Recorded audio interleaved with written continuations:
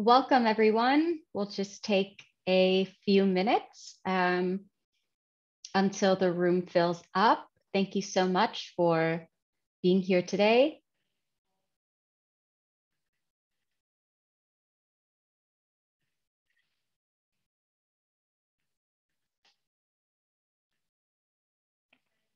We will wait just another few minutes, perhaps 2 minutes, before we will start this side event.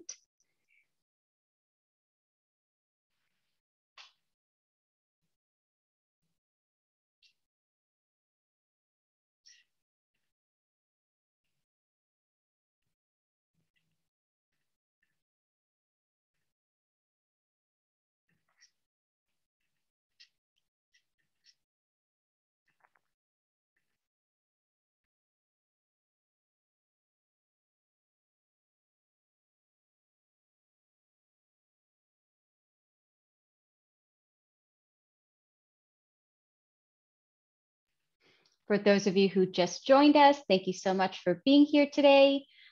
We will start in just a minute or two.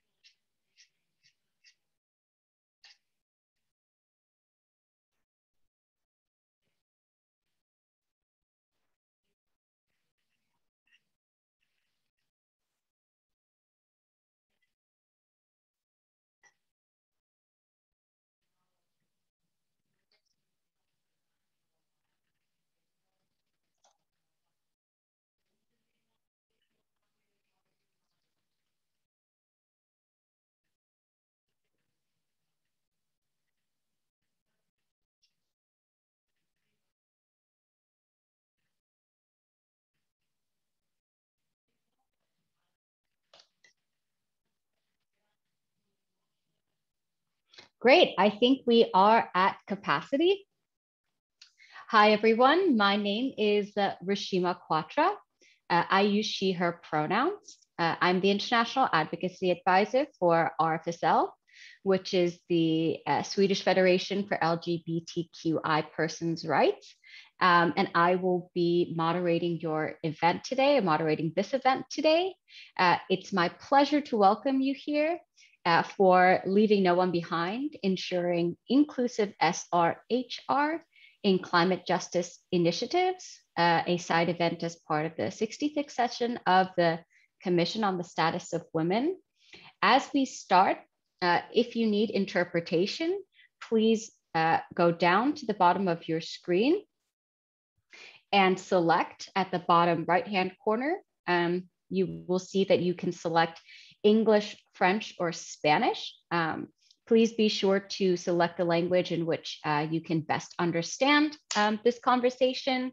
And we also have Swedish Sign Language that will be visible throughout the conversation as well. A couple of logistics. We have disabled chat during the conversation. However, you will see that there is a question and answer function. If you click the question and answer icon, you will be able to ask questions of the panelists. We will collect all of the questions and introduce them to our panelists at the end of the discussion.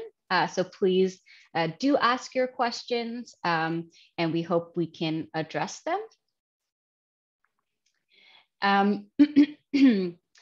Before we begin as well, I'd like to acknowledge and thank the organizers of this side event, Rfsu, Rfsu, and the Swedish government, as well as the co-sponsors of this event, MEXFAM and IPPF Americas and the Caribbean region. This panel will go on for 1.5 hours or 1 hour and 20 minutes. And let's get right to it. I'd like to ask Hans Lind, President of Rfsu, to please begin this event with a few remarks and setting the context for this conversation. Over to you, Hans. Well, thank you so much, Rashima. Our vision here at Rfsu is a world in which everyone is free to make decisions about their own bodies and sexuality. But for too many women, girls, and LGBTIQ persons, that vision is still very distant. Too many in the world are currently facing severe barriers in realizing their fundamental rights and achieving bodily autonomy. And we see that every time our societies are hit by a crisis, that these barriers become even higher. When we were hit by the COVID-19 pandemic, it immediately had severe effects for Srhr. Lockdowns and restrictions, limited access to safe abortions, contraception, and other crucial Srhr services. Funding was redirected away from already underfunded services.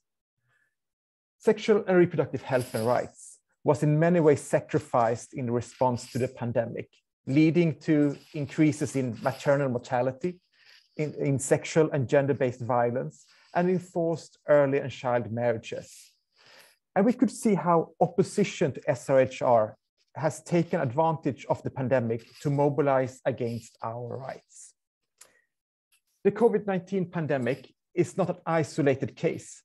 Evidence shows that when our societies are affected by natural and humanitarian crises, it has dramatic consequences for access to sexual and reproductive health and rights.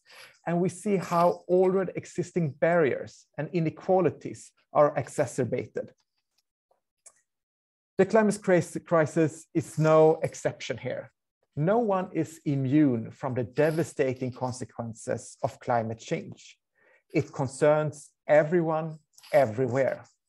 But we also see today that those who have contributed the least to the climate crisis suffer first and worst from its consequences and have limited access to the resources needed to adapt to the climate crisis.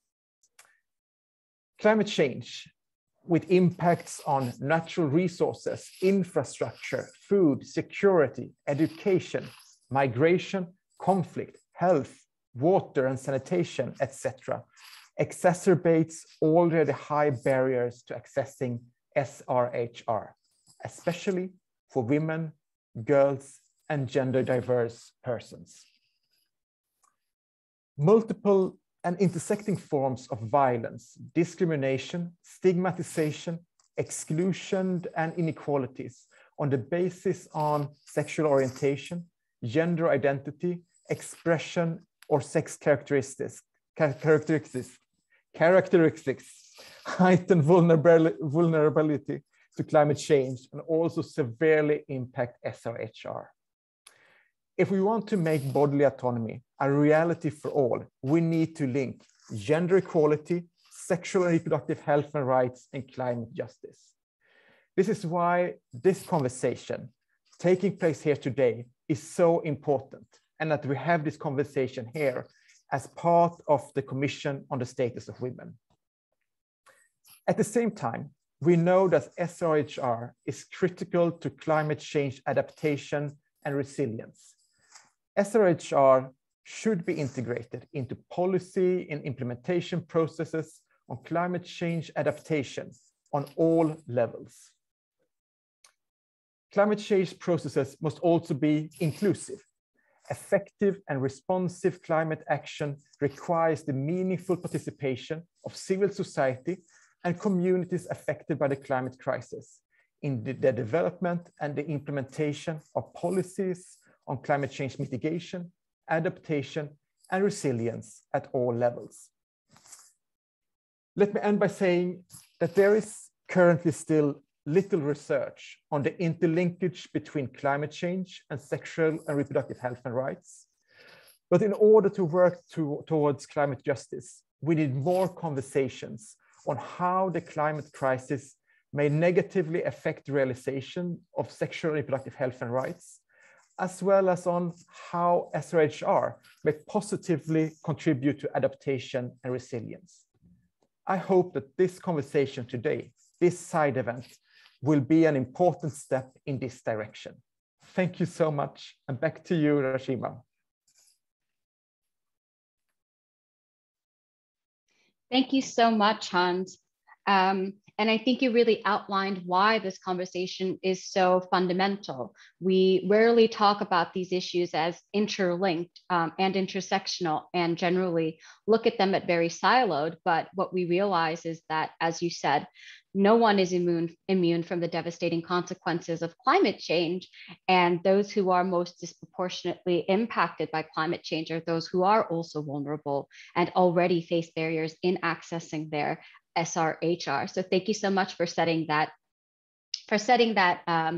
as we go into our continued discussions. I'd like to now move on to our first speaker, Diana Gallegos Castillejos, who is an indigenous Muxe trans woman for the Isthmus of Tehuantepec, Oaxaca in Mexico.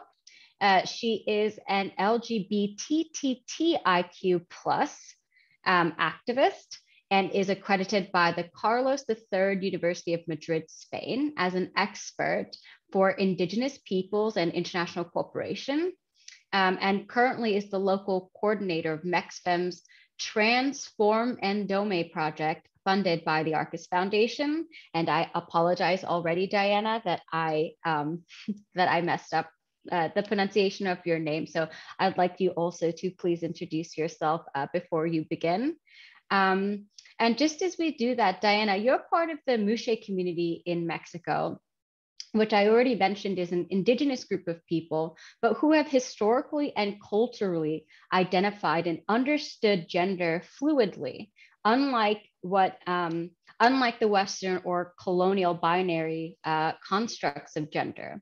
Because of this, your community continues to face some challenges and stigma, both of which, of course, impact how you've been able to access Srhr and heightens vulnerabilities during times of crisis. And from the conversations we've had and what we know, this became clear during the 2017 earthquake in Mexico, and of course, during the ongoing COVID pandemic.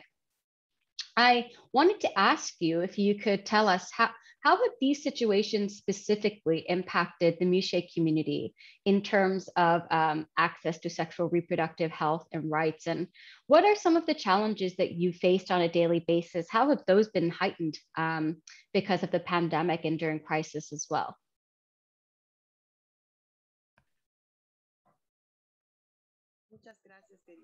Thank you so much for such a nice introduction.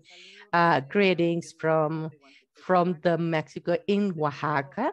I belong to the third gender. We are called the Muxes, specifically here in the area of Oaxaca. So unfortunately, in 2017, in September, we had one of our worst catastrophes that we had in Mexico, which was an earthquake that affected us at that time. And we, the Muxe community that were affected in the region, we are a group of very hardworking women. We have several traits. We're not only devoted to one. We have friends who like weaving. The others like to do this type of clothing that I do. Others do your hair. Others do other type of trades. Unfortunately, when we had the earthquake, many of us, we lost our work, which was our sustenance, and this was what we were living off. And at that time, not only this affected the economy, but it also destroyed part of our household. It destroyed also our feelings, the feelings that we had to see that many people had passed or had died as a result of the earthquake. And fortunately, at that time, we were working in the project that is called Transformandome, or Transforming Me, which is aimed at the trans Muxe community, especially in in the area of Tehuantepec. At that time, was funded by the Elton John Foundation and NEXPA, and thanks to NEXPA, they helped us with with food to provide for our friends in our community. But the situation with the government and the state, they provided some support, but not specifically for the Mushe community, for example. So we were excluded at that time. We had no support. Well, some of us did get some support, both economic, for example, and they had their food, and they were actually provided the construction material. But what happened with my other friends who didn't gain any access to those services? The government disregarded us. So we, with our activities and our trades, we started to keep on working and to reactivate our economy, because in the area of Oaxaca, this is a region. We do a lot of events where there are a lot of fiestas, parties, and by not having this type of events which had to be canceled, I mean, a lot of people lost that revenue. And many of my friends, they joined groups. We had some of them live together so that they could share. A lot of my friends do out of their own resources that we were trying to get some food to share with our friends. Many of them, they had people with diseases, or they had their mothers, and the only people bringing any type of food to the houses were, are we within the Mushu group. So as time went by,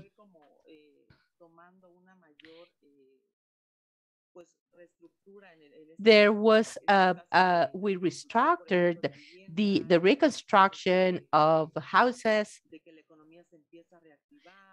We started to see the economy reactivating. We saw that there was a movement of a flow of money. Then we ended the project that we were working on at the time.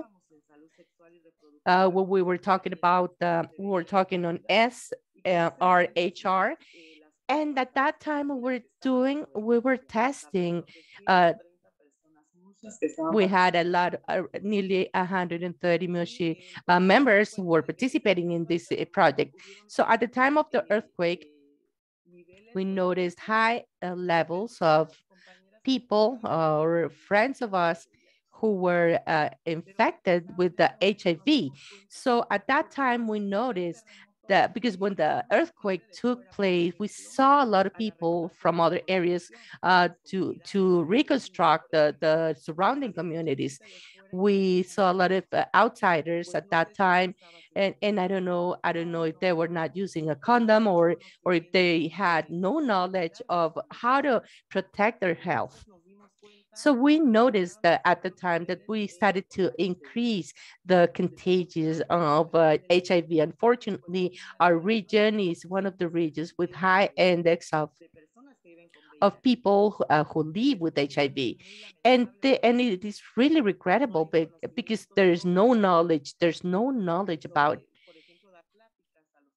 or perhaps to do briefings to people. See, this is something that we did within our project, and this is something that we did as civil society. We have gone to schools to talk about HIV and the right use of condoms, and everything having to do with the health and reproductive education, not only by doing workshops, but also donating condoms, uh, so that because unfortunately young boys are really lacking information about this. So we were going to the schools, and we were we were teaching these type of workshops to our youth. After 2017, 2018, then we have to go through COVID-19, which affected us not only in our region, but that was globally. And what happens in the situation at the time is that you see a decrease in the local economy. So we were affected again within the Muxi community, because I mentioned before, since the Tehuantepec region is recognized, because we normally have a lot of cultural events, and by canceling all these events due to COVID-19, then the economy went down. Many of us, the Muxi friends, we ended up without a job. In my case, I had a lot of events, but they were canceled due to COVID-19. So this is something that has been affecting us nowadays, and specifically as Muxi community in Tehuantepec. We were really concerned because at the time we were affected by common crime. We were affected by the violence that we had in the Muxi community, the mass murders against our colleagues. Despite the fact that we were affected by COVID-19, we still had violence among ourselves, because as in many interviews, we have said this is a paradise, but this is not the case, because we're still living in condition of violence, discrimination, murder, and with the project that we are working on, and which is funded by the foundation, we had to go with or accompany this person. So we had to generate a database of in the area of those people who were assassinated or murdered. And this is something that we presented to the state government, and we presented the database, and they noticed that there's a high index of violence, of discrimination that we were going through until today in the Tehuantepec region. And with this, I'm going to wrap up, because I think my time is up. Thank you very much. Thank you so much, Diana, for sharing the important experiences and also specific experiences that your community faced. And I think it's one of the takeaways that I also hear from you, not only the increased violence and discrimination, and also the increase in prevalence of HIV, was that what was available to you from the government, the services weren't tailored to the needs of your community and were often inaccessible. And so your community had to take on the work of providing for the rest of the community moving forward. And I think that's indicative of many marginalized and vulnerable groups in these situations. I'd like to now move on to our next speaker, Lana Wold. Thank you, Lana, so much for joining us all the way at such a late time. Today, Lana, you're the co-founder and managing executive director of EdgeEffect, which is a specialist diverge SOGIESC humanitarian and development organization helping LGBTQI plus people access their economic, social, and cultural rights. Though you've been with EdgeEffect, you've spent the last 25 years also working on women's rights, disability, Indigenous, and LGBTIQ inclusion, both in terms of programs and policies. And you have worked specifically actually on the intersections of SOGIESC inclusion, SRHR, as part of the climate emergency.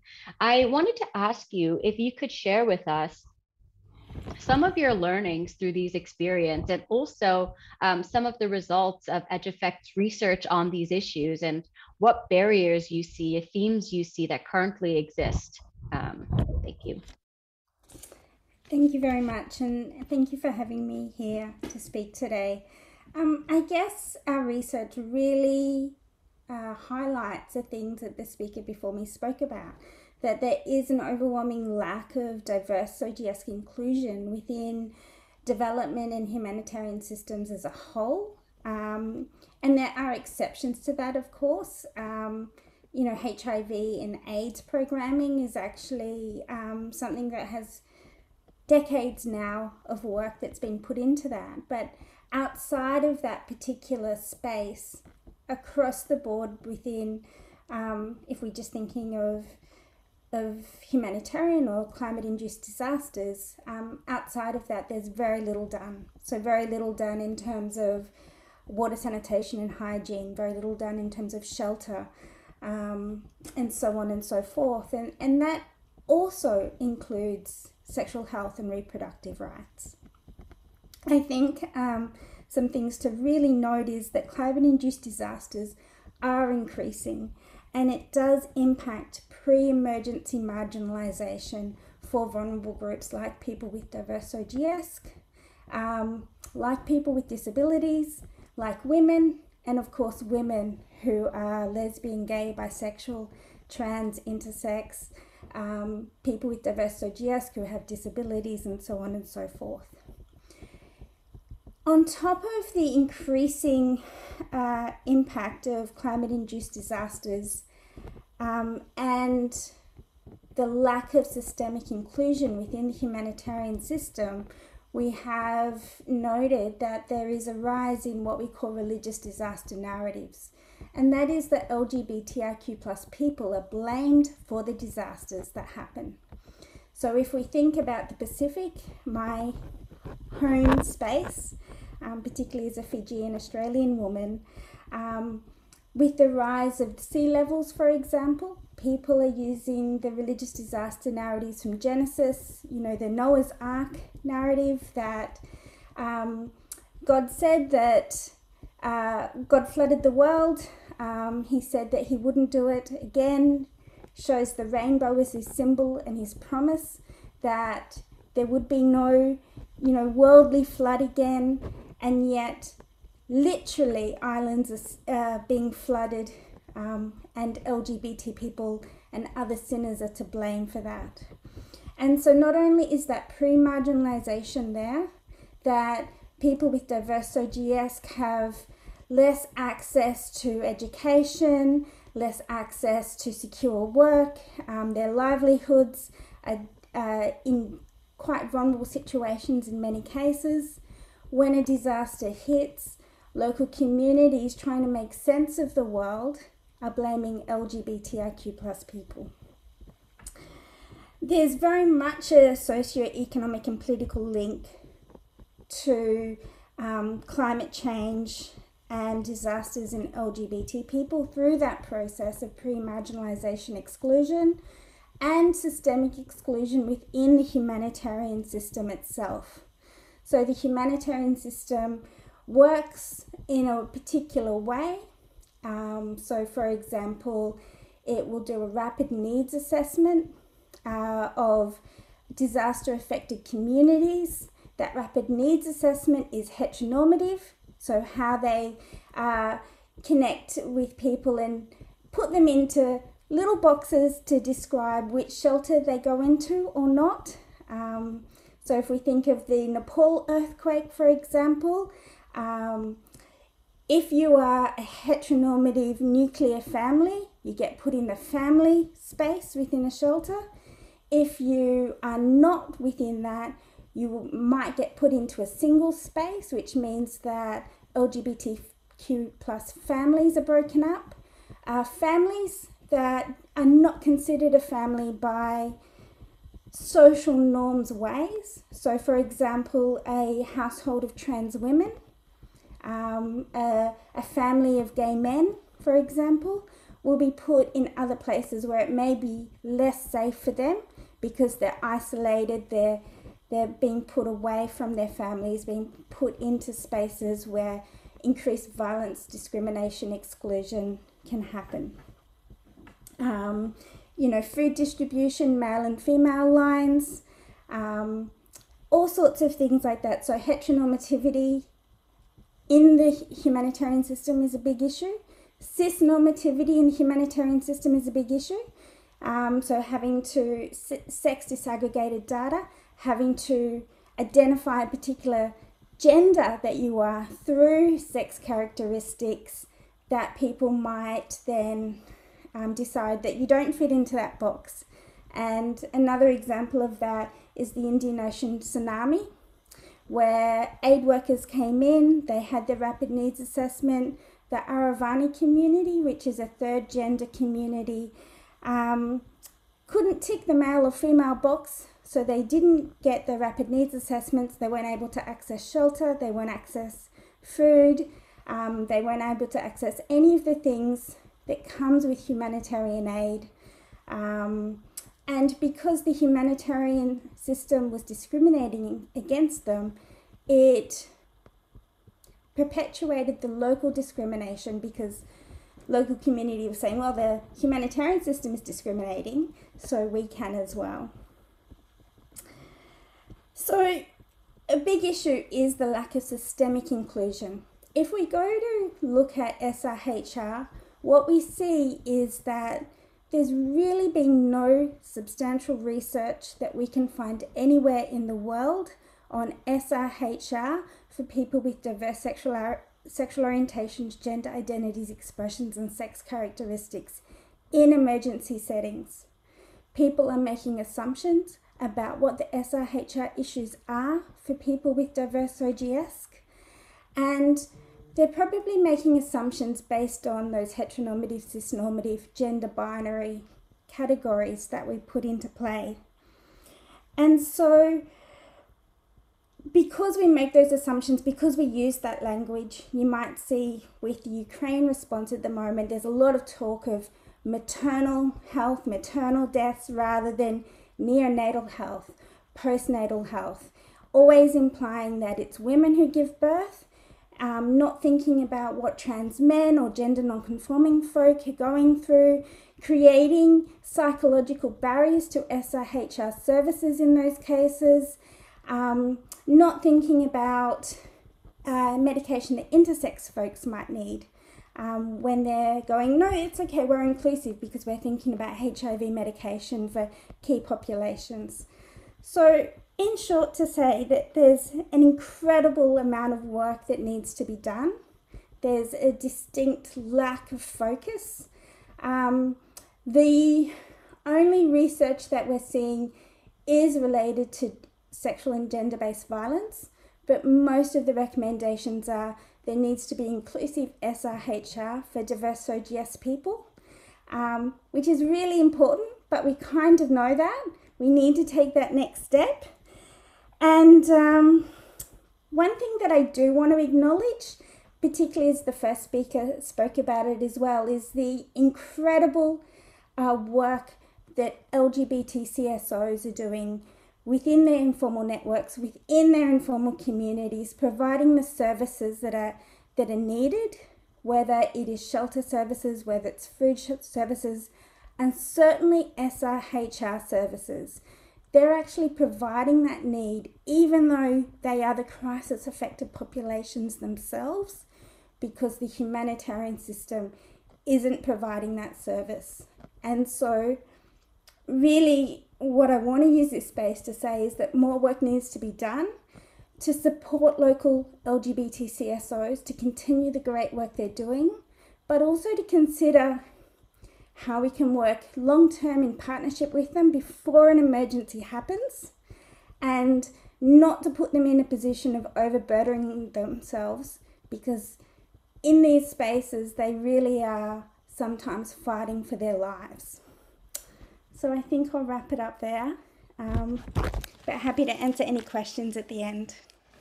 Thank you so much, Lana, for all of your incredible points. I think we will hear more about the humanitarian systems. And of course, our next speakers are both from within the UN context that have been working with policies and programs on SOGS and on Srhr. But I think, it's very important for us to continue to walk away and remember that these systems were created and are excluding because of the heteronormativity, because some of the norms that are integrated within humanitarian responses, and that we still do need a lot more research and data, and to continue supporting LGBTQI organizations or organizations working with diverse sexual orientation, gender identity, sex characteristics, and provide the services that are not like gender affirmative care and other medications for trans and intersex communities. I'd like now to move over to Jeffrey O'Malley, who is the Senior Advisor for LGBTI Inclusion based in Africa, and more specifically based in Pretoria for UNDP, the United Nations Development Program. Jeffrey, your experience covers work with UNDP, UNICEF, as well as PATH. You also established and led the International HIV and AIDS Alliance, which is now known as Frontline AIDS.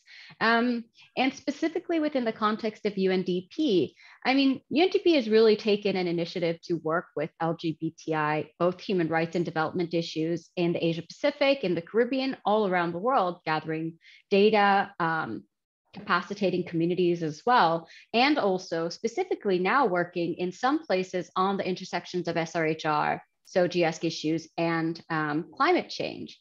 So I wonder if you could tell us from your perspective and from UNDP's perspective, why is it important to work within these intersections? And can you share with us some of what you have found through your data and research? And are there some best practices out there that can already be implemented? Thanks, Rashima, for the introduction and for the invitation to be on this very important panel today. Hans kicked off his remarks by echoing messages that were in the latest report of the IPCC 3 weeks ago about how climate change isn't a theoretical threat for the future. It's already affecting all of us, and it will do so more in the years ahead. And the IPCC report also emphasized a point that Hans made, which is that climate change interacts with social inequalities. And we've heard that from our other panelists. So progress to deal with this threat requires attention not just to risk reduction, but also to equity and to justice issues. I think all of us know that a poor cisgender heterosexual man in the Maldives or in the Sahel is already suffering more from climate change than a prosperous lesbian in New York or a gay man from Canada like myself. Nevertheless, there's a very important reason we're talking today about gender and sexual diversity in the context of climate change. Around the world, we all know that girls and women have fewer financial resources and less political power than men. And on average, sexual and gender minorities, LGBTI people, are even more likely to be marginalized. Indeed, gender inequality and social exclusion of LGBTI people are among the most pervasive and entrenched forms of discrimination around the world, probably alongside discrimination against people with disabilities, a point that Lana mentioned. So when we seek to understand who's furthest behind and who's most likely to suffer disproportionately from climate change, and who we must make a special effort to include in climate change responses, gender analyses and gender and sexual diversity analyses are essential. So what I'd like to do today briefly is to share a few relevant lessons from COVID-19 and HIV, summarize a bit of the work we've been doing at UNDP as Rashima asked, and conclude with just a couple of reflections on the way forward. So what are some of the relevant lessons we've learned from COVID? And again, Hans started talking about them. One is that COVID disproportionately impacts the elderly, and to some degree, men more than women. Among younger people, COVID infections were more likely among people least able to socially distance, including essential frontline workers, people living in crowded housing. As vaccination became more available over the last year, COVID infections and especially disease and death increasingly concentrated among the unvaccinated. What does all of this have in common? Whether we're talking frontline workers, people in crowded housing, unvaccinated people, we're talking people who are disproportionately poor and disproportionately living in developing countries. But the impacts of COVID go beyond the infection and the disease. The burdens of caregiving at home and homeschooling of children have fallen largely on women.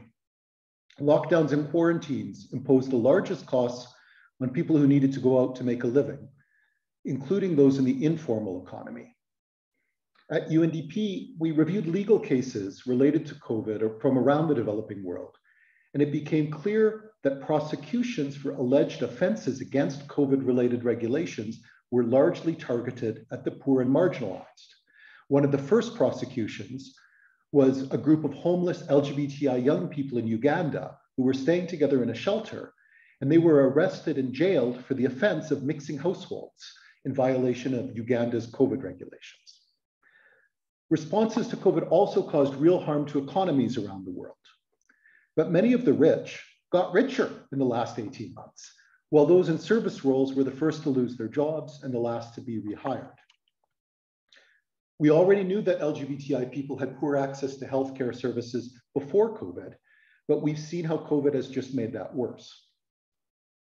And going back even further, what have we learned about leaving no one behind from HIV? From 40 years ago, we've known that marginalization drives vulnerability to HIV and in the first place, and it also undermines access to diagnosis and care. But like COVID, public policy responses to HIV often exacerbated the disproportionate impact of the disease on those furthest behind. All over the world, who's prosecuted and imprisoned in countries with laws against HIV exposure and transmission? It isn't rich and powerful people. It's racial minorities, it's sex workers, it's queer people.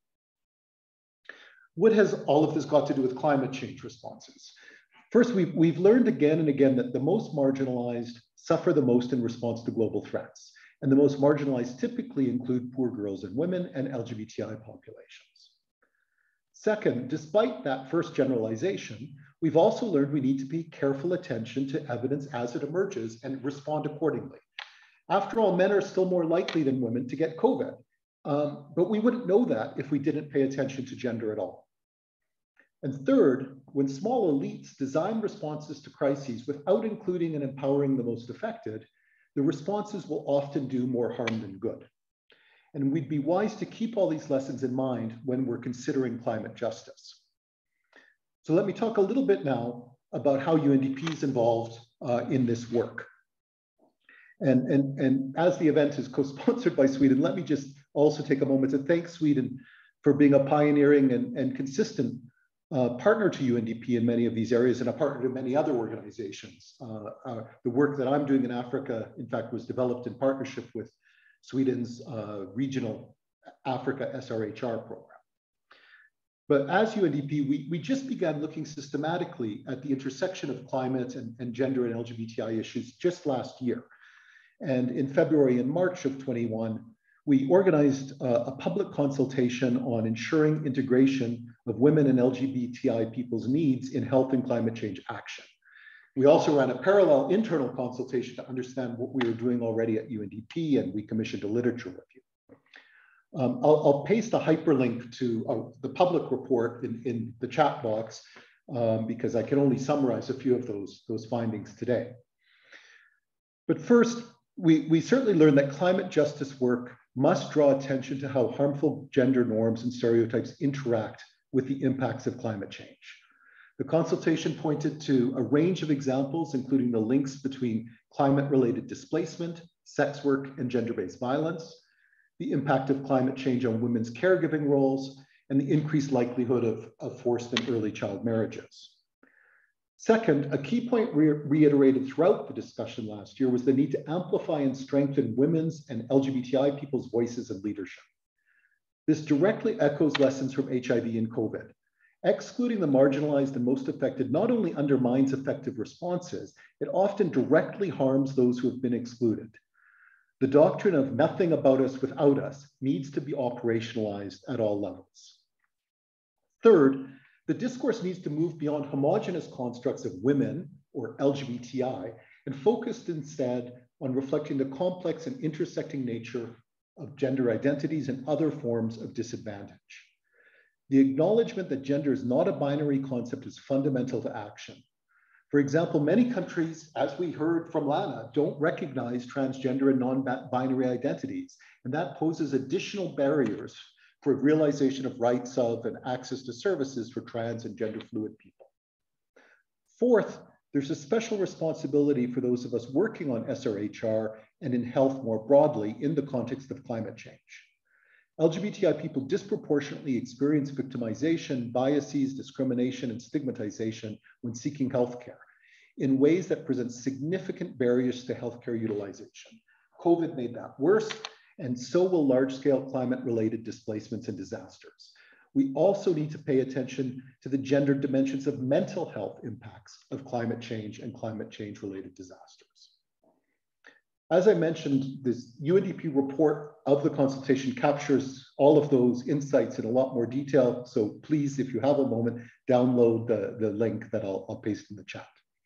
Just to wrap up, what's the way forward? One good place to start is using WHO's really quite good practical resources for mainstreaming gender and health work as part of climate change programming. At the same time, too many of those gender mainstreaming tools are still stuck in a gender binary approach, so we need to keep refining and improving those tools. There are also other immediate actions we can take. Ongoing investment in decriminalization of sexual and gender minorities, deliberate alliance building with other movements of marginalized populations affected by and engaging in climate justice, capacity strengthening of institutions that support relevant social movements, inclusive governance approaches, and of course, again, as we've already heard, further research. Finally, more broadly, the title, I think, of today's event is very important because it draws attention not just to climate change, but to climate justice. The climate justice approach reminds us all that climate action needs to have people at its center and that all people, regardless of where and who they are, share the same universal human rights. There won't be any climate justice without gender justice, and increasingly, it's also clear there won't be any gender justice without climate justice. Thank you.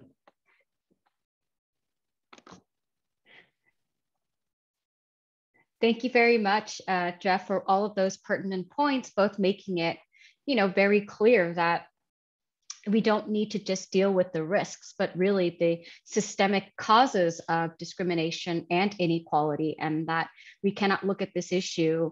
We have to look at this issue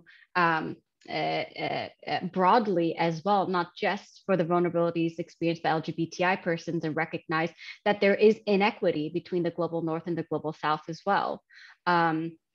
And thank you for also being very clear on ways of moving forward, needing to work beyond the gender binary, and also to have a multi-partnership approach to these issues.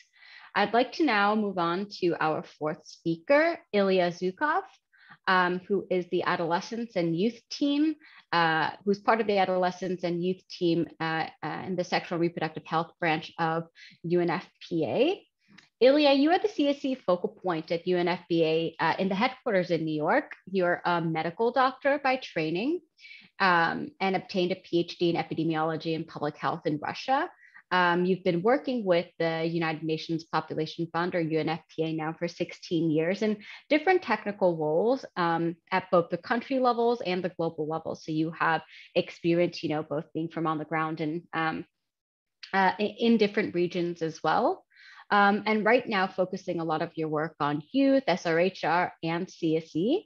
I wanted to ask you, of course, UNFPA has been working on, is focused on working on sexual reproductive health and rights, and has been quite inclusive of sexual orientation, gender identity, gender expression, and sex characteristics issues in much of the work that you do and some of the policies as well. So I wanted to ask you if you can share with us some of UNFPA's experiences on working on these intersections, and if there are any important issues or takeaways that you think this audience should hear. Thank you, Rashima, and thank you so much for having me here today. So as you said, I am the focal point for comprehensive sexuality education, and I would like to speak about my area of expertise about sexuality education and provide you some examples how CSE programs for left behind or further left behind young people were adapted within the global pandemic of COVID-19. I just should remind us a couple of things. So first of all, when we are talking about LGBTIQ+ people, we should always remember that this is a very diverse group of adolescents and young people, and there are a lot of intersections with other vulnerable populations. So like with young indigenous people, as we mentioned, with young people with disability, young people living with HIV. So that's why we should always address the needs of each and specific young person. And the second thing, we know that natural and humanitarian crises leave young LGBTIQ people and other left behind groups especially vulnerable because of lack of access to programs that are safe, inclusive, and responsive to their needs. And for example, what we see now in one of the humanitarian crises in Ukraine, we see that adolescents and young people in Ukraine and those who left the country to the Eastern Europe, their SRHR needs are really being neglected. And we observe the same neglect in most situations of natural and humanitarian crisis. Here in UNFPA, we think that it's necessary to integrate or link CSE with other services, including for sexual and reproductive health, wherever possible, especially in the situation of natural or humanitarian crisis. A holistic, multi-sectoral, integrated approach can include non-CSE related life skills, literacy, numeracy, vocational training, and livelihood skills. The role of civil society and communities to speak up became even more crucial within the situation of crisis, or what we're seeing within the situation of the COVID-19 pandemic. For example, in Bangladesh, as a part of UN's efforts to provide relief to vulnerable communities in the situation of natural disaster, UNFPA provided dignity kits specifically designed to meet the needs of the transgender community during emergencies in the country, in Bangladesh. The kits are packed with basic supplies that allow recipients to take care of their sexual and reproductive health and personal hygiene. Given the ongoing pandemic, kits also included information and flashcards with COVID-19 precautionary measures, as well as helplines to report incidents of gender-based violence. So dissemination of such kits is a good entry point to start sexuality education programs in these communities. And which is crucial because since communities in Bangladesh have isolated position, particular needs of transgender people in the country are often overlooked in decision making, and this further increases their vulnerability to the situation. Also, another lessons learned from our programming in the time of COVID, we realized that in situation of the crisis, we should never assume that sexuality cannot be addressed even in a conservative culture. And this is particularly important for program developers from outside of the culture. We need to investigate what is available in the context already or in similar places. For example, in the time of COVID, in conservative environment, conservative cultures, we realized that parent-oriented programs showed very high effectiveness in communication. So for example, in Jordan, more than 2 million people were reached with a parent-child sexual health dialogue campaign. This campaign targeted parents with a slogan, "See it with their eyes," showcasing how parents are viewed by their children during adolescence if the parents are not listening or taking care of their children during this phase. Also, 2 years of the COVID-19 pandemic prompt an increase in delivering CSE out of school, which is tailored to the needs of specific left behind groups of children and young people, like LGBTIQ plus young people. Moreover, the pandemic catalyzed development and using interactive and innovative approaches like digital CSE or distance learning, which also increase coverage of left behind groups of young people. While not a silver bullet on its own, digital CSE complements face-to-face sessions of sexuality education. And during the COVID-19 pandemic, it was especially, digital CSE was especially important since adolescents didn't have access to face-to-face sessions in schools. But also, you know, when we are speaking about digital CSE, we usually, not usually, maybe often, we forget about traditional media, which can be used on innovative way and which can be used on providing access or delivering information on sexuality education to left behind young people.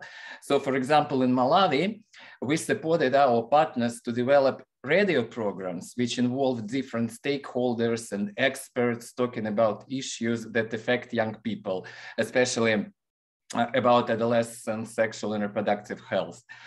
In Honduras and Nepal, we worked with TV stations. In Honduras, a television show, It Is a Matter of Two, was designed not only to entertain, but also to empower left behind young people, especially girls, and educate the public.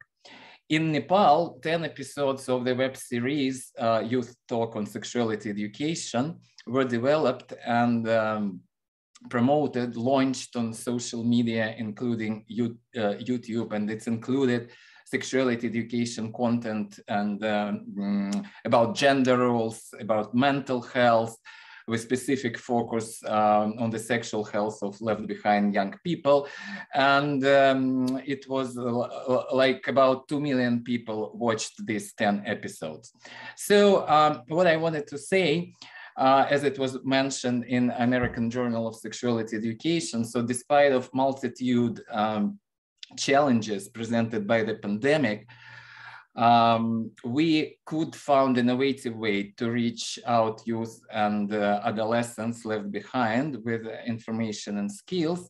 And if I may, I can like advertise the upcoming publication, which will be on UNFPA website, and like I hope within next few weeks, which put together all best practices of delivering sexuality education at the time of this crisis as the COVID pandemic in different parts of the world in different countries.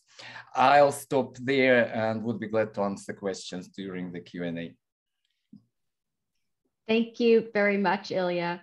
I think it's so important when you say that, you know, we cannot make assumptions, and sometimes we fail to recognize that there's always something possible. We just need to look at the context without generalizing. And even in so-called conservative or challenging contexts, work can be done, and organizations have been doing that work and reaching, you know, more marginalized populations for decades. And sometimes we need to scale back and not only think social media and digital solutions, but really look at how do we reach people where they are? How do we, you know, use traditional methods and forms of communication as well? I'd like to now introduce Christine Gav, our last panelist speaker, before we then move on to an intervention from the Ministry of Foreign Affairs of Sweden.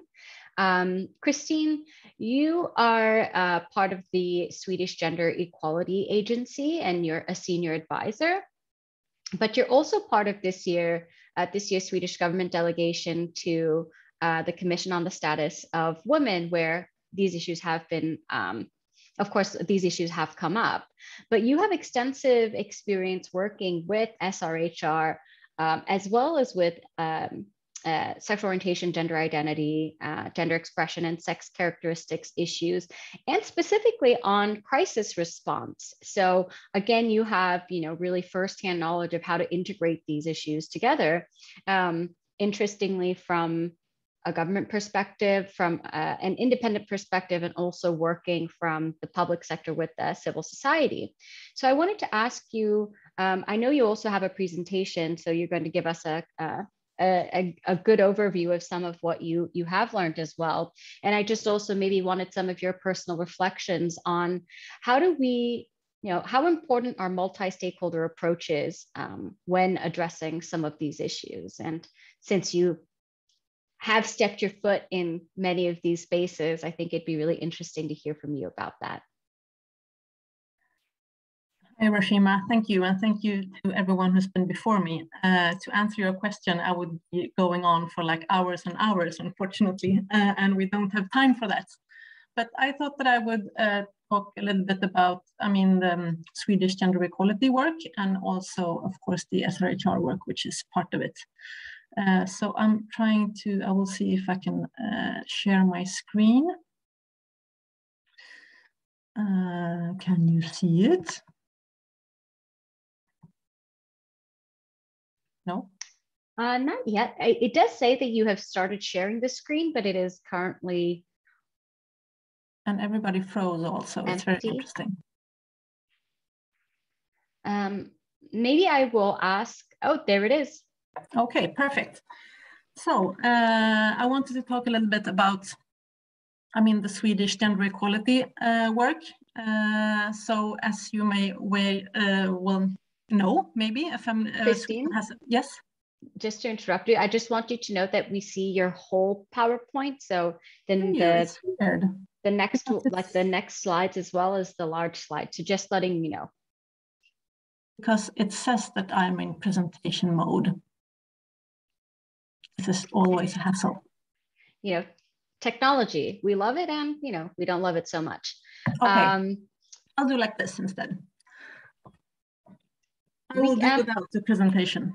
No, I think that was fine. If you try and go to share screen once again. I do without. It's okay. So I can start talking about gender equality in Sweden. As you may know, Sweden has a feminist government that ensures that gender equality perspectives is brought into policymaking on a broad front, and this is both nationally and internationally. The Swedish government thinks that women and men must have the same power to shape society and their own lives, and that this is a human right and a matter of democracy and justice. And the Swedish government is, of course, committed to achieving this through a policy agenda that combats inequalities and inhibitive gender roles and structures. So if we talk about the Swedish Gender Equality Agency where I work, we do lots of different stuff, of course, but we do policy analysis and follow up on the gender equality policy goals that Sweden has. We, of course, do coordination and support on gender mainstreaming, meaning that we support other governmental agencies and universities, for example. We give grants to women's mobilization and to gender equality projects. And we implement the national strategy of prevention of combating men's violence against women. And of course, we offer support to the government offices on global commitments on gender equality and women's rights. So, and of course, which is maybe interesting for this panel, is that we are also the government's LGBTIQ strategic authority. So our gender equality work is based on 6 sub-objectives, you can say. It addresses power and influences, gender equality in the economy and education. It addresses equal distribution of unpaid housework and provision of care work.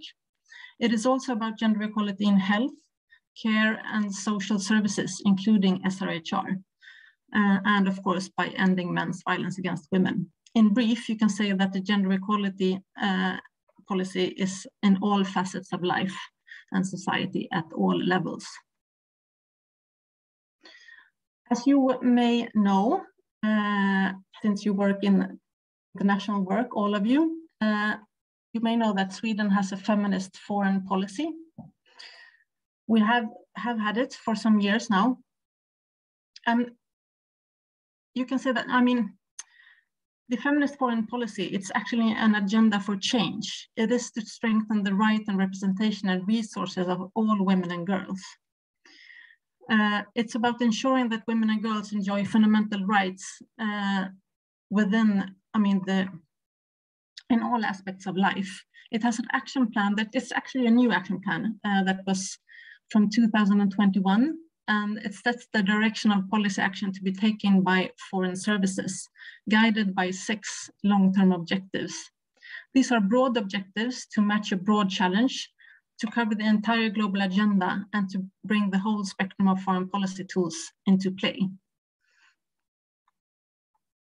So, for example, the action plan states that the feminist foreign policy and the feminist foreign services should work for the full enjoyment of human rights for women and girls, that women and girls should have freedom from physical, psychological, and sexual violence, that they should have participation in preventing and resolving conflicts and post-conflict peace building, and that political participation and influence in all areas of society for women and girls.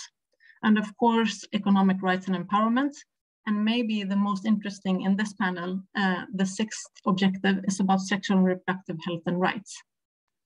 And if we look deeper in the agenda for change and the action plan, we can see that stated under the goal of sexual and reproductive health and rights, we can see, for example, I mean, there's a lot of things that is stated, but just some example. It's, I mean, of course, that everyone should have the right to decide over their own body and their own sexuality without discrimination. It's about safe and legal abortion and the continuation to be a top priority in the Swedish foreign services. And it is that the foreign Swedish services should continue to challenge discriminatory norms that make it difficult for women, girls, and LGBTIQ people to enjoy their sexual and reproductive health and rights. And it is to try to ensure that humanitarian actors live up to their Srhr commitments and that the Swedish humanitarian strategy is implemented. So Srhr has been one of, I mean, Sweden's top priorities in international work for a very, very long time. And I would say that Sweden has played a prominent role in the international Srhr work. This is done in many, many ways. It's through financial, of course, but also political and diplomatic support. Primarily through SIDA, but also through the Ministry for Foreign Affairs. So we really pursue Srhr issues in a globally. For example, if we look at SIDA's, the Swedish International Development Cooperation Agency, that is the one who handles the international aid, we can see that in 2020, for example, almost 6% of SIDA's total budget was allocated to Srhr work. And if we break it down a little bit and look at the health side of the SIDA budget, we can see that almost 56% of the health-focused aid was directed toward Srhr initiatives, meaning that the majority of the health budget was addressing Srhr issues. Last year, Sweden adopted a new strategy for their humanitarian work.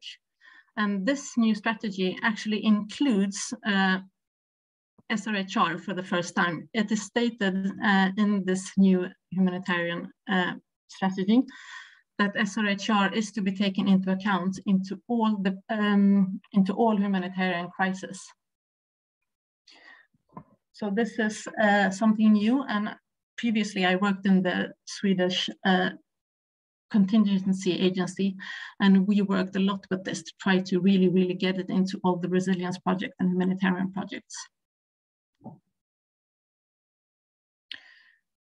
So moving forward, if we talk about gender equality, Srhr, and climate change, I mean, you've all talked about it. It's, I mean, everybody thinks that this is, and everybody realizes that this is a pressing issue and something that we need to take care of rather sooner than later, and that if we don't address this, I mean, we will not have a world to live in sooner or later. If we look at climate resilience and gender equality, they are linked, of course, and the sexual and reproductive health and rights are essential elements of gender equality. So you have to include SRHR if you want to work with gender equality and climate resilience. We know also that barriers to the realization of SRHR inhibit progress towards gender equality and may impede climate action, as you have also said in the panel. And the impact, of course, of climate change, we can already see it has negatively affected people's SRHR. And of course, that climate change compounds already existing crises, including conflict and fragility, meaning also that crises are being prolonged because of climate change.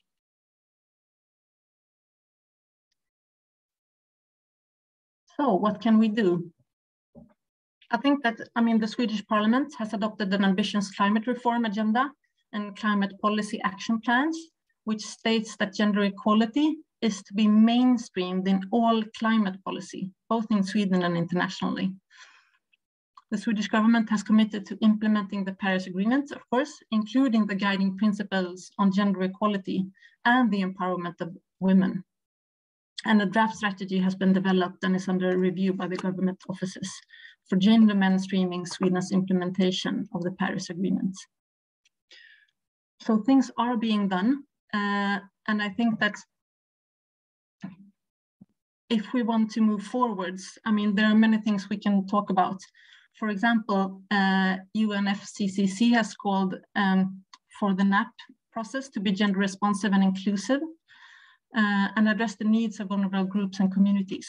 For example, through gender equitable participation and influence in decision-making, meaning that we need to involve women's health and unrepresented actors, as well as the LGBTIQ community, to ensure that SRHR issues are addressed.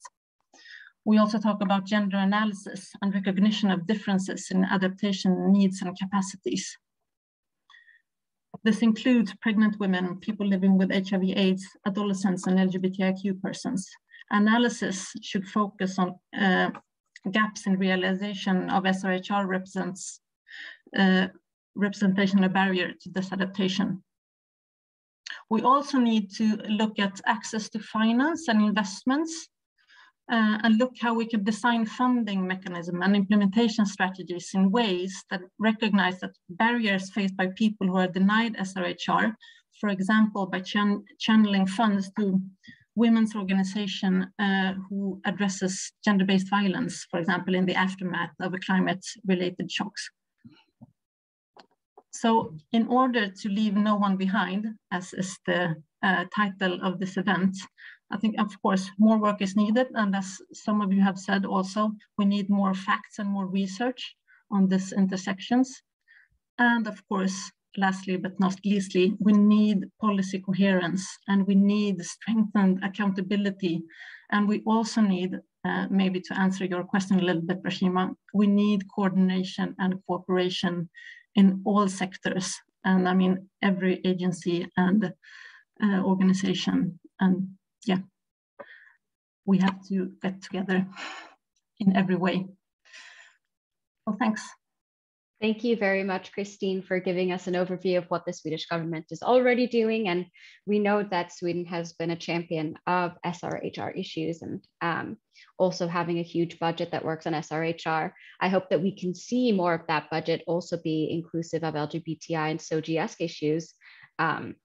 And as you said, for that financing as well to go to the actors that are doing the work. I'd like to now introduce our last speaker, Julia Tallinn, who is the desk officer at the Ministry for Foreign Affairs of Sweden in the Department for UN Policy, Conflict and Humanitarian Affairs. Julia, the floor is yours to give a few remarks. Thank you so much for joining us today. Thank you so much, Rashima, for giving me the floor, and many thanks also to the organizers and to the panel for interesting and important discussions. To echo what was just said by Christine, SRHR is a top priority for the Swedish government, and a key component of our feminist foreign policy. And therefore, we are very happy to co-sponsor this event on ensuring inclusive SRHR in climate justice initiatives. As today's discussion have highlighted, multiple and intersecting forms of discrimination and inequalities heighten vulnerability to climate change and also adversely impact SRHR. And realizing SRHR is indeed crucial for climate justice, for strengthening resilience and for supporting the adaptive capacity of marginalized people and communities who are already experiencing the disproportionate impacts of climate change. So incorporating SRHR as a key component of environmental, climate change, and disaster risk reduction policies and programs is fundamental. And once again, I just want to say a big thank you for organizing this event, and I'm looking forward to taking part in the rest of today's discussion. Thank you. Thank you very much, Julia. And thank you so much to all of our panelists today. We now have about 10 or so minutes for any questions from the audience to the panelists. I just wanted to re-highlight the Q&A box at the bottom of your screens. If you have not had a chance to put forward a question, now would be the time. And I wanted then, I know that there were a few questions that have been in the, that were in the chat box, and one particularly that Jeff already answered, but I wondered if there were other panelists who might want to answer this question. And the question is, how important is inclusive language? And how can we assure that it's being used both in the public sector and private sector and within CSOs? I know, Jeff, that you responded to this question already in the text, and I wonder if anybody else had any thoughts about that question specifically.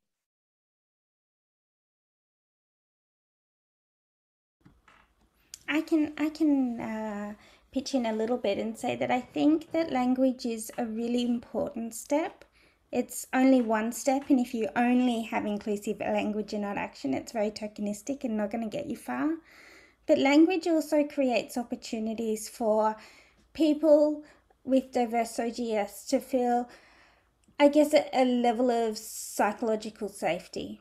You know, if we're going into a space and people are using language that's inclusive, it automatically starts to make us think that maybe some time and energy and effort has been put in, and that it might be a safer space.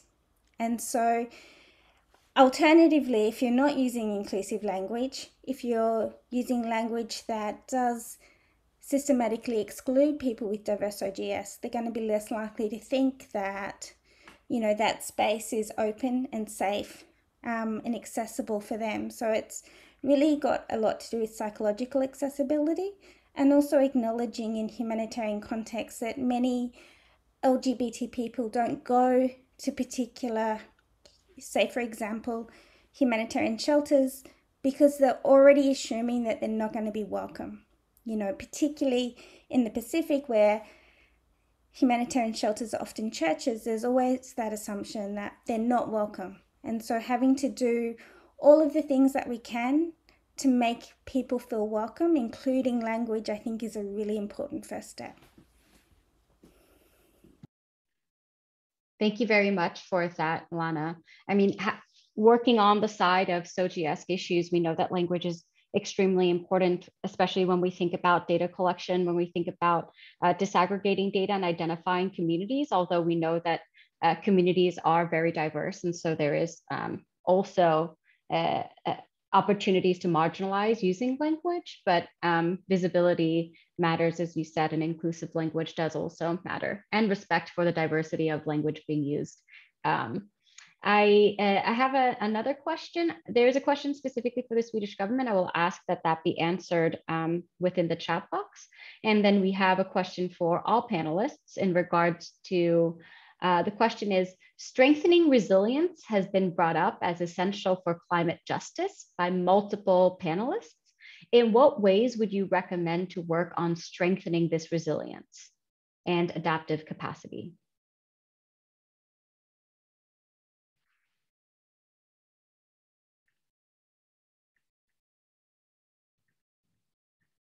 Do we have any panelists who are brave enough?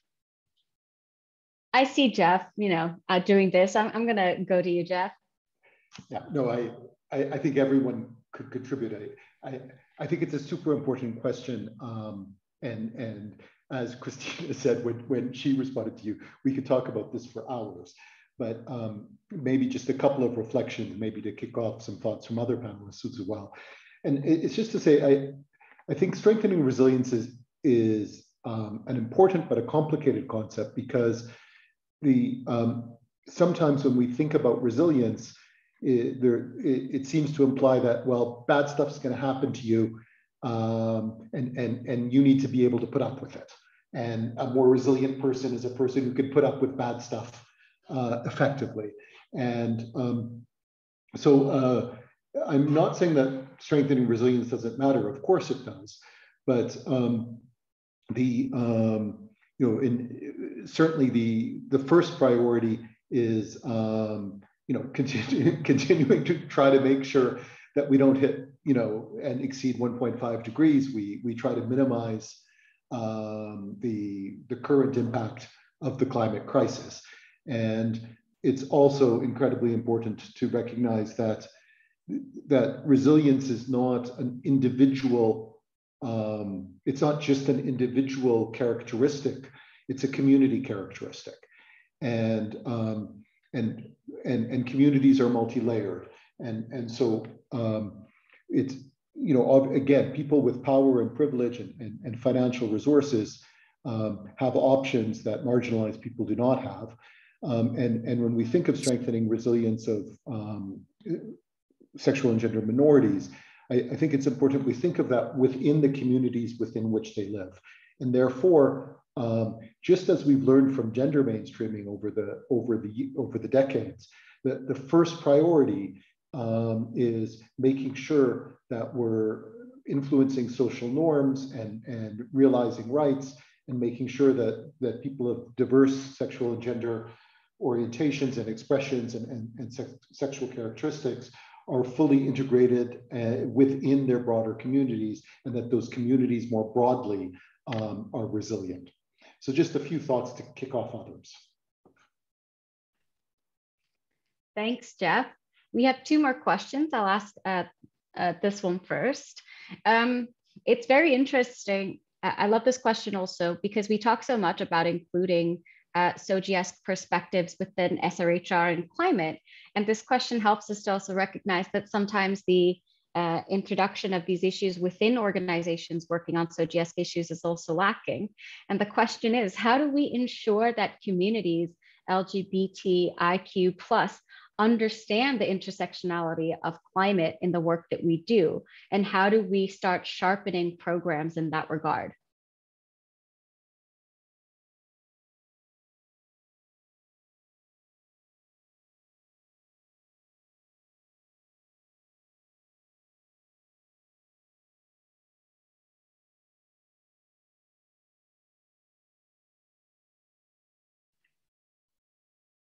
I see that are there any takers for this one? I can give 2 cents. Oh, I see Lana, did I miss that? I can speak. I can always speak if nobody else wants to speak. I guess many LGBT people, particularly people who are in crisis-affected communities, they already know that climate change and climate-induced disasters are happening. They're aware of it. And it's an everyday presence in many people's lives, regardless of where you live. So I'm not sure that it's the kind of conversation that you have of going, you must know this. I think that maybe what a better question is about going, asking communities, what strengths they have, what are they seeing, what do they know, and how do they want us to you know, what kind of programs they want us to be involved in and how they want us to contribute in those kinds of ways. And I'm saying that thinking about a project I'm doing in Fiji, I've been doing for a couple of years now for the Asia Pacific Climate Partnership, and speaking about resilience and working with, you know, communities, not just LGBT communities, but ensuring that LGBT people are centered in those communities, and so that they're given space to speak about community-based disaster management and what they bring to the table, what their strengths are. And some people say my strength is that due to my gender identity or my sexuality, I can do men's work and women's work, and this is really important for my community. Others share traditional knowledges about, you know, because you know, when bees are, you know, going and nesting near the ground, we know that a cyclone's coming. And so what resilience is, what's important to communities, you know, what programming should be happening, I think should be led by communities, and, you know, them sharing with us what they want us to do rather than it being a top-down approach. Thank you for that, Lana. We have just 3 minutes left, and we have one more question. I wonder if we could field it real fast before we close it. And the question is coming from Kvinna till Kvinna in the South Caucasus region. The question is, they've been facing challenges in explaining the significance of the nexus of the interconnection of SRHR, climate adaptation, and SOGIESC issues, and conflict. Is there any advice that you can share on entry points on these issues and explaining the significance of this to actors on the ground? This is Ilya. So I think I posted also quick answers. So what we have in one of the Muslim countries, we use HIV as an entry point to work on SRHR of young people selling sex and young men having sex with men. So through this HIV prevention program, we cover other areas of sexual reproductive health. And what we're discussing now, how to move forward with SRHR needs of adolescent and young people in Ukraine. We see that there is a strong request for services for mental health. And we think that services for mental health could be the good entry point for SRHR, meeting SRHR needs of adolescents in war crisis in Ukraine. Thank you so very much, panelists, and also to the attendees for your question.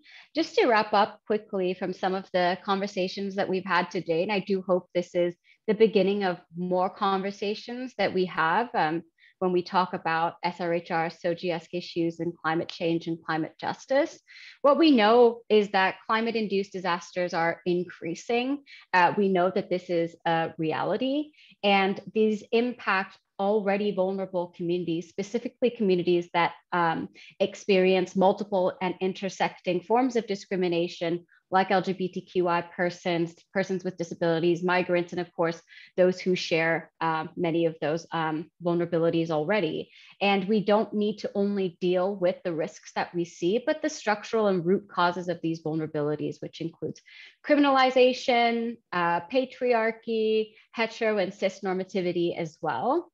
And we understand and see that at times of crises, vulnerabilities increase, and during COVID and during climate emergencies, that LGBTQI persons can often be blamed for disasters. And so dealing with social attitudes and dealing with this, this narrative is also extremely important.